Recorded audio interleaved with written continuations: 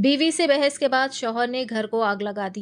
ये वाकया राजन्ना श्रीसेला डिस्ट्रिक्ट के तंगलापल्ली मंडल पद्मानगर गांव में पेश आया, जहां पर बाला पोसैया नामी एक शख्स की अपनी बीवी राजेश्वरी के साथ कुछ बात को लेकर जबरदस्त बहस हुई, जिसके बाद बाला पोसैया ने मिट्टी का तेल डालकर अपने घर को आग लगा दी। इस वाकये में बाला पोसैया और उनकी बीवी राजेश्वरी मामूली से जख्मी हुए, पर उनका मकान और सारा साजो सामान जलकर खाकिस्तर हो गया। घर में आग देखकर मुकामी अफराद बड़ी तादाद में वहां जमा हो गए, जिन्होंने आग के शोलों को काफ़ी जद्दोजहद के बाद बुझाया। इस वाक़ये का वीडियो सोशल मीडिया के मुख्तलिफ प्लेटफॉर्म्स पर तेज़ी के साथ वायरल हो रहा है। मज़ीद ताज़ा तरीन खबरों को देखने के लिए चैनल को लाइक करें, शेयर करें और सब्सक्राइब ज़रूर कर लें।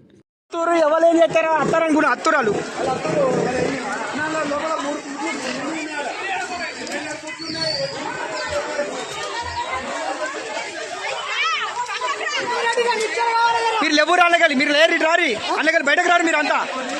వాళ్ళు ఏమన్నా ఇన్స్పెక్టర్